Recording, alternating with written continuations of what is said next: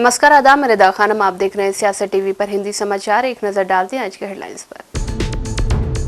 भारी विरोध के आगे झुकी सरकार, पेट्रोल में 25% एथेनॉल मिलाने का फैसला टलना तय। महाराष्ट्र में बारिश का कहर जारी, नासिक में बादल फटने की चेतावनी, स्कूल कॉलेज भी बंद। पंजाब कांग्रेस में सियासी घमासान के बीच राजा वडिंग ने तोड़ी चुप्पी। सतलुज के लेखक ने वैन पर जताया ऐतराज, कहा अगर द कश्मीर फाइल्स बन सकती है तो हमारी फिल्म क्यों नहीं। बंगाल में नाबालिग लड़की के कथित रेप और हत्या के मामले पर टीएमसी सांसद कीर्ति आजाद बोले, भाजपा हर चीज में सांप्रदायिक एंगल देखती है। जीतन राम मांझी का छलका दर्द, कहा मुझे विधानसभा सीट के नाम पर झुंझुनू पकड़ा दिया गया। अब समाचार विस्तार से। पेट्रोल में 25% एथेनॉल मिलाने का फैसला टलने की पूरी संभावना है। देश भर में E20 को लेकर चल रही बहस के बीच केंद्र सरकार फिलहाल E25 यानी कि 25% एथेनॉल वाले पेट्रोल लागू करने की जल्दबाजी में नहीं है। इंडियन एक्सप्रेस की रिपोर्ट के मुताबिक लोगों की चिंताओं और बढ़ते विरोध को देखते हुए सरकार इस फैसले को कुछ समय के लिए टाल सकती है। हाल के दिनों में कई सारे गाड़ियों के मालिकों ने E20 पेट्रोल से माइलेज कम होने, गाड़ी खराब होने और पुरानी गाड़ियों पर असर पड़ने की शिकायत दर्ज कराई थी। इसी वजह से सरकार अब E25 लागू करने से पहले और जांच, तकनीकी अध्ययन और चर्चा करना चाहती है। महाराष्ट्र के पुणे और मुंबई सहित कई हिस्सों में सोमवार को हुई मूसलाधार बारिश से जनजीवन और यातायात व्यवस्था पूरी तरह से अस्त व्यस्त हो गई है। वहीं IMD ने आज नासिक जिले में भारी से अत्यधिक भारी बारिश होने की चेतावनी जारी की है। इगतपुरी, पेठ, डिंडोरी और नासिक ग्रामीण क्षेत्रों में अतिवृष्टि की आशंका के चलते प्रशासन हाई अलर्ट पर है। नासिक में आज तेज बरसात और बादल फटने की आशंका के बीच मंदिर बंद रखा गया है। पहाड़ पर घने बादल छाए हुए हैं। लगातार मूसलाधार बरसात भी जारी है। कई लोग मध्य प्रदेश और बिहार से आए दर्शन करने निराश होकर गए हैं। तेज हवाएं चल रही हैं। आसपास के सभी दुकानें बंद है। पुलिस ने मंदिर के कई मीटर दूर ही नाकाबंदी कर दी है। पंजाब कांग्रेस अध्यक्ष अमरिंदर सिंह राजा वडिंग ने कहा कि आज हमारी PCC की बैठक है, जिसमें हमारी कार्यकारी अध्यक्ष, कोषाध्यक्ष हैं, छोटी सी कमेटी है जिसमें हमारे संगठन के महासचिव हैं। इसके बाद जिला अध्यक्षों के साथ बैठक होगी। चन्नी ने कल स्पष्ट तौर पर बताया है कि वे 1-2 दिन के लिए बाहर हैं। भूपेश बघेल ने उनसे बात की थी। कल शाम भूपेश बघेल ने प्रेस वार्ता में इसे स्पष्ट भी किया। उन्होंने आगे कहा कि 2 चेयरमैन हमसे मिलने आए, जबकि 2 अन्य ने कहा कि वे 1-2 दिन में रंधावा जी और चन्नी जी से मिलेंगे। इसके अलावा किसी और को नहीं बुलाया गया है। आज जो मीटिंग है हमारी PCC की मीटिंग है, जिसमें हमारे वर्किंग प्रेसिडेंट्स हैं, ट्रेजरर हैं, छोटी सी कमेटी है और जिसमें हमारे जनरल सेक्रेटरी ऑर्गेनाइजेशन है। उसके बाद जिला अध्यक्षों के साथ मीटिंग है। तो ये है।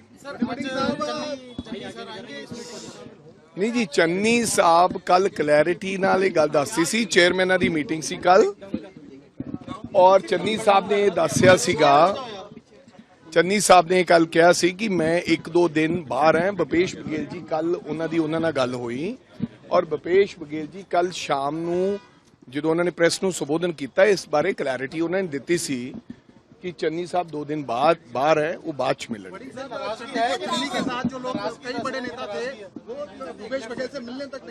कौन ऐसा नेता था जो मिलने नहीं आया? जिसको बुलाया, अभी किसी को बुलाया नहीं। जिनको बुला रहे हैं कमेटियों को, चेयरमैन को बुलाया था।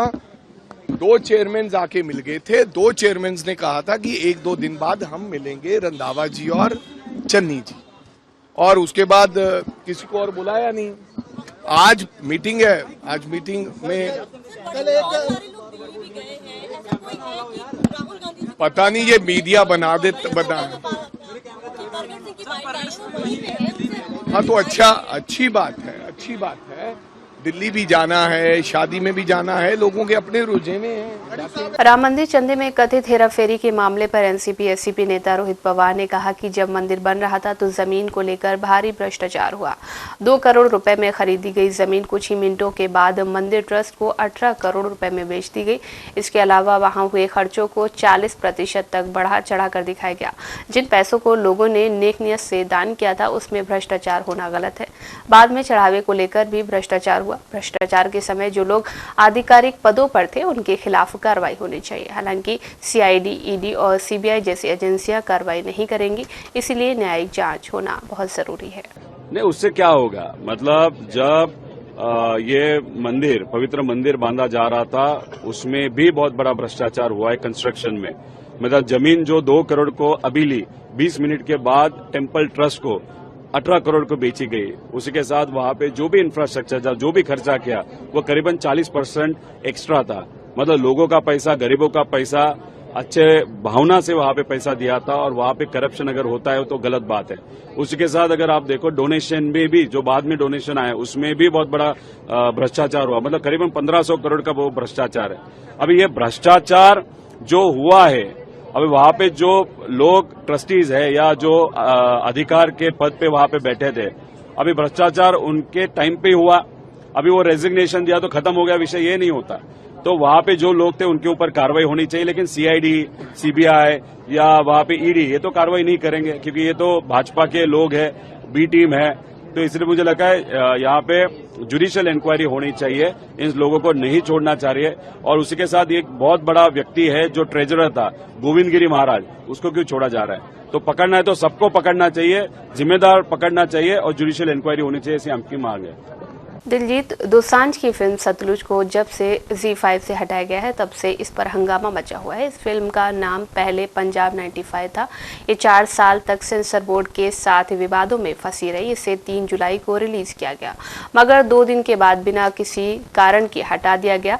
इस पर फिल्म के लेखक नीरेन भट्ट ने ऐतराज जताया। उन्होंने कहा कि मुझे लगता है कि सिस्टम को इससे बहुत बड़ी दिक्कत है, लेकिन असली समस्या बातचीत की पूरी तरह से कमी है।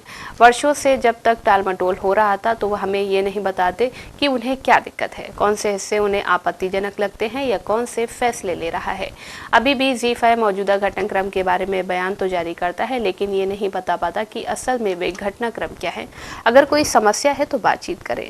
अब इस मामले पर हरपाल सिंह चीमा का बयान भी सामने आया है। देखिए, दलजीत दोसांझ जी ने एक अच्छी मूवी जो बनाई थी, जो पंजाब की एक, मैं समझता हूँ, पॉलिटिकल हिस्ट्री के ऊपर डिपेंड है, उसको जो है बेस बनाया गया है। तो जब पंजाब में कांग्रेस पार्टी का राज था 92 से लेकर 97 तक, तो बहुत बड़े स्तर पे अत्याचार पंजाब के युवा के ऊपर हुआ, पंजाब के नौजवानों के ऊपर हुआ। उसको दर्शाती ये फिल्म जो है तैयार की गई थी। तो उसको बैन करना, मैं समझता हूँ, ये बहुत ही गलत बात है। और यहां ऐसा लग रहा है कि यहां दोनों पार्टियां, कांग्रेस पार्टी और बीजेपी का लीडर मिल चुके हैं, क्योंकि इन तीनों पार्टियों का एक कच्चा चिट्ठा जो था वो इस फिल्म में उजागर किया गया है। इस फिल्म में दर्शाया गया है कि कैसे ये नौजवानों को मारते थे, उनको खत्म करते थे। ये एक बहुत बड़ा हमला था जो पंजाब की नौजवानी के ऊपर था। तो उसको मैं समझता हूं बैन करना बहुत गलत बात है। इस फिल्म को तुरंत रिलीज करना चाहिए। भाजपा नेता शहजाद पूनावाला ने कहा कि कांग्रेस पंजाब में जो अंदरूनी कलह है वो हर रोज एक नया स्वरूप लेकर सामने आ रही है। हमने देखा कि एक तस्वीर भी साझा की गई जिसमें सभी कांग्रेस के वरिष्ठ नेता हैं, लेकिन राजा वडिंग नहीं है। पहले तिवारी बनाम पंजाब कांग्रेस थी, चन्नी बनाम पंजाब कांग्रेस, फिर रंधावा बनाम पंजाब कांग्रेस, और अभी तो सभी लोग एक साथ आकर राजा वडिंग को हटाना चाहते हैं। कांग्रेस में नेता, नीति, मिशन आदि कुछ नहीं है, केवल कन्फ्यूजन है। राहुल गांधी का नेतृत्व इतना कमजोर है कि हर जगह कांग्रेस टुकड़ों में बटा हुआ है। कांग्रेस में जो अंदरूनी कलेश है पंजाब में, वो हर रोज एक नया स्वरूप लेकर बाहर आ रही है। अब हमने देखा कि एक तस्वीर भी साझा की गई है जिसमें सभी कांग्रेस के वरिष्ठ नेता है और राजा वडिंग नहीं है। मतलब कि पहले तिवारी वर्सेस पंजाब कांग्रेस, फिर चन्नी वर्सेस पंजाब कांग्रेस, फिर रंधावा वर्सेस पंजाब कांग्रेस, और अब तो सभी लोग एक साथ आकर राजा वडिंग को हटाना चाहते हैं। कांग्रेस में दरअसल नेता, नीति, नेतृत्व, मिशन विशन कुछ नहीं है, केवल डिवीजन है, कंफ्यूजन है। राहुल गांधी का नेतृत्व इतना कमजोर है कि हर जगह कांग्रेस टुकड़ों में है। हिमाचल प्रदेश में प्रतिभा सिंह वर्सेस सुक्खू जी है, राजस्थान में गहलोत पायलट, कर्नाटका में DK शिव कुमार सिद्धरमैया, केरल में थरूर वर्सेस कांग्रेस। तो हर जगह कांग्रेस पार्टी टुकड़े टुकड़े मोड में है, क्योंकि राहुल गांधी एक अपरिपक्व और असक्षम नेता है। जम्मू कश्मीर में बरसात शुरू हो गई है अब और बरसात शुरू होते ही लोगों की परेशानियां और भी ज्यादा बढ़ गई हैं। जम्मू के किश्तवाड़ में बरसात के कारण पहाड़ से कीचड़ और मलबा नीचे आने से पावर प्रोजेक्ट के दर्जन वाहन मलबे में फंस गए हैं। किश्तवाड़ में 540 MW के कार पावर प्रोजेक्ट के पास भारी बारिश की वजह से जमीन खिसकने की बड़ी घटना हुई, जिसमें कई गाड़ियां मलबे के नीचे दब गई। कई गाड़ियों को भारी नुकसान भी पहुंचा है और वे मलबे में अभी भी फंसी हुई हैं। फंसी हुई गाड़ियों को निकालने और प्रभावित इलाकों को ठीक करने के लिए मलबा हटाने का काम चल रहा है। कि यहाँ की डिस्ट्रिक्ट एडमिनिस्ट्रेशन जो है, जिसको आज से पहले 3 महीने बजरिया रेजोल्यूशन ठाठरी आवाम ने कहीं दफा दिया डिप्टी कमिश्नर को, जिसका सबूत हमारे पास है। लास्ट एप्लीकेशन में हमने 18/6 को डिप्टी कमिश्नर डोडा को दी कि यहाँ पे PMGSY ने जो 2 रोडें उठाई हैं, बडानू से होकर डबराना वाया छिपा जाती है, दूसरी जो है लोपा जा रही है, इसका जो जितना भी मक है, जो कंट्रैक्टर है, कंट्रैक्टर जो है वाटर बॉडी में बेतहाशा मलबा फेंक रहा है, जो कि कानूनी जुर्म है। इसके खिलाफ FIR काटी जाए। और डिप्टी कमिश्नर ने कोई संज्ञान नहीं लिया। उन्होंने SDM को और PMGSY डिवीजन के एक्सीन को लिखा और एक्सीन का कहना है कि हम क्या सर पे उठाकर मलबा लेंगे, हम सर पर उठाकर मलबा लेंगे। तो ये हालत है इसकी, यहाँ की डिस्ट्रिक्ट एडमिनिस्ट्रेशन की। फिर जब हम SDM के पास गए तो उसने भी टाल मटोल किया, जब तहसीलदार के पास गए उसने भी टाल मटोल किया, और उसका खमियाजा जो है आज ये मार्केट जो है इसको तबाह करने में बुनियादी और कलीदी रोल अगर किसी ने अदा किया वो deputy commissioner Doda, tehsildar Thathri, PMGSY division exchange Thathri, AEE, JE, ये सब मिलकर जो है इस वाटर बॉडी में इन्होंने बेताशा मलबा गिरवाया। और ये जो कुटान नाला है, ये जब मलबे से भर गया, रात को जब क्लाउड बर्स्ट हुआ तो ये पूरा मलबा जो है वो भयानक शक्ल इख्तियार करके रात के 1:30 बजे जो है इसने तमाम लोगों को प्रॉपर्टियों को तहस नहस कर दिया। और अभी तक ये एक मशीन जो है ये सुबह से आई है, जब तक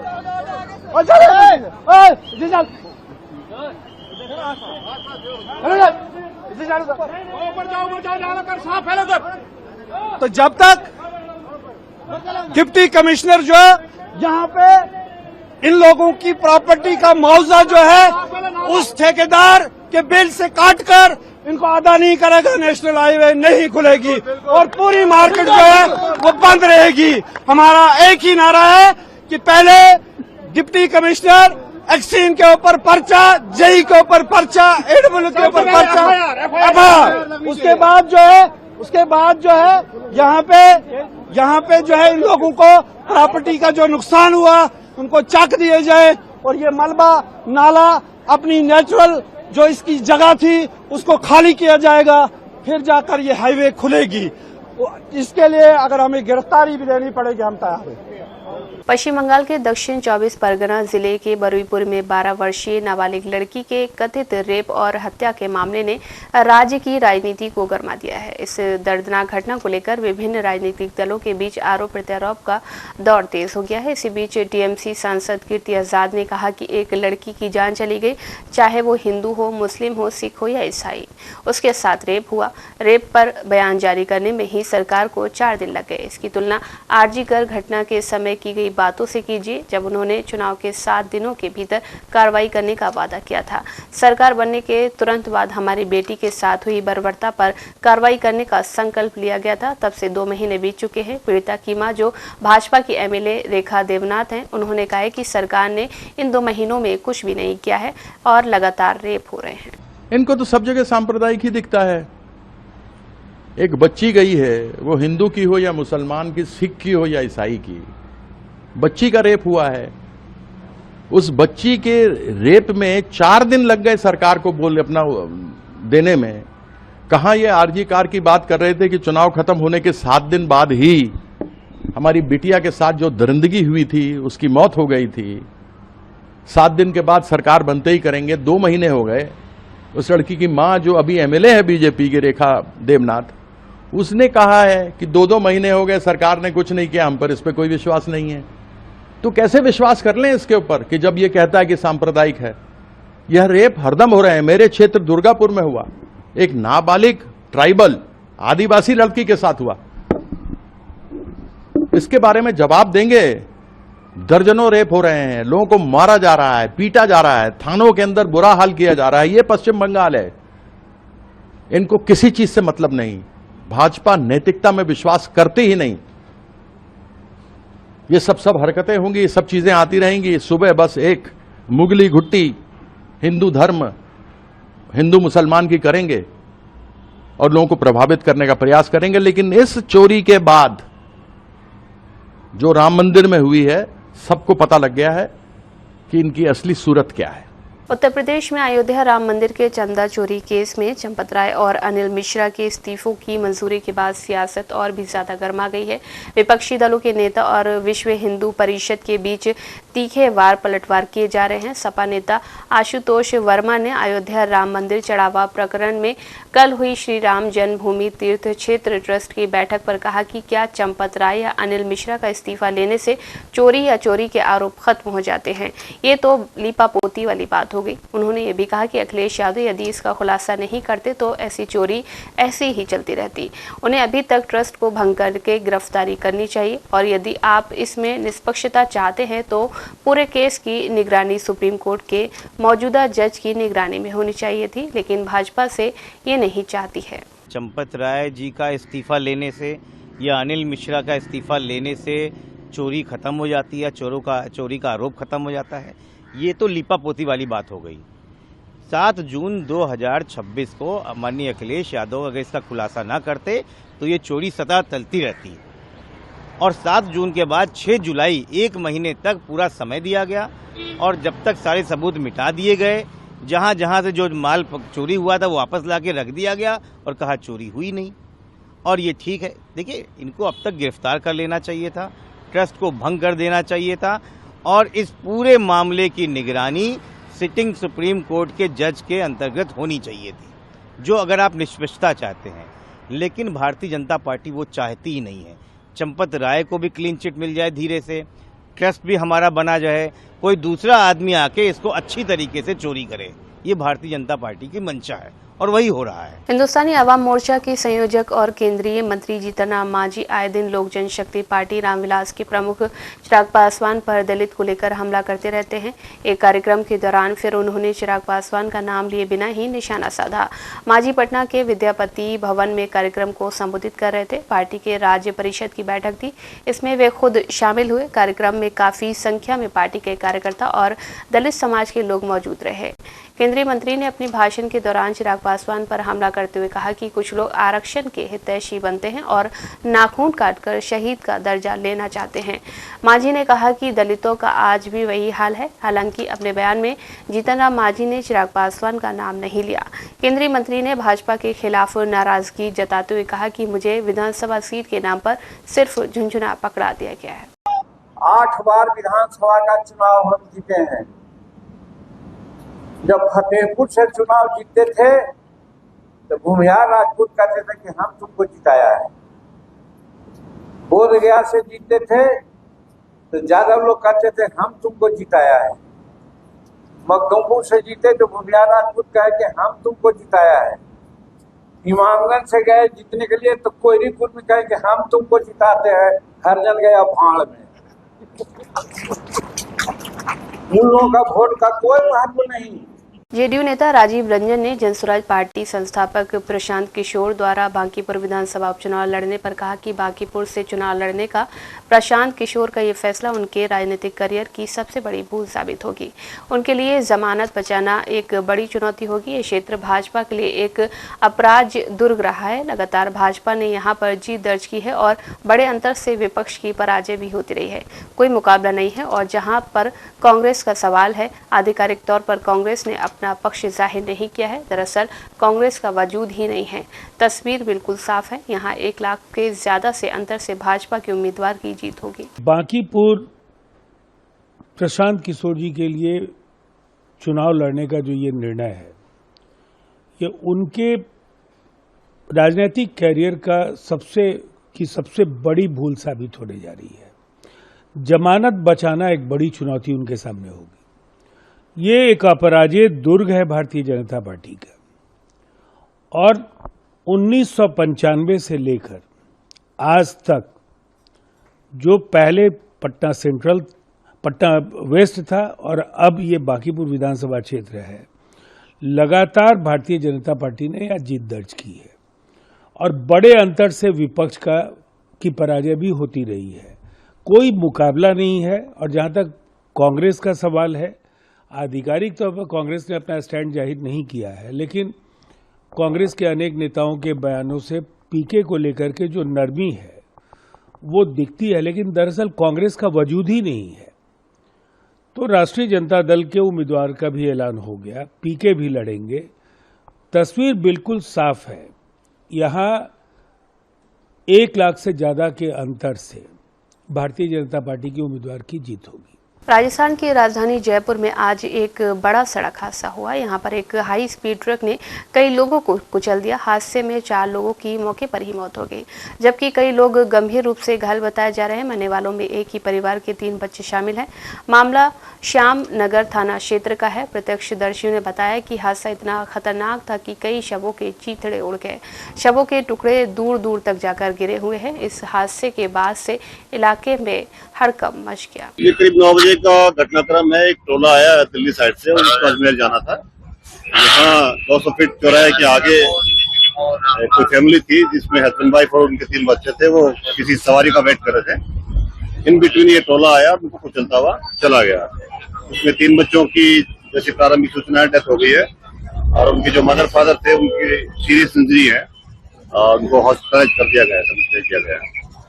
तो यातायात को, ट्रैफिक को नहीं, हम यही कर रहे हैं। ट्रैफिक चल रहा है, थोड़ा बारिश हुआ था लेकिन भारत के पड़ोसी देश चीन ने प्रशांत महासागर में न्यूक्लियर सबमरीन से बैलिस्टिक मिसाइल का सफल परीक्षण किया है।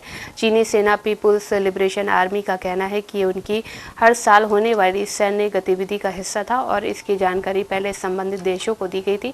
दूसरी ओर अमेरिका, जापान और ऑस्ट्रेलिया के अलावा न्यूजीलैंड ने भी चीन के इस कदम पर गंभीर चिंता जाहिर की है।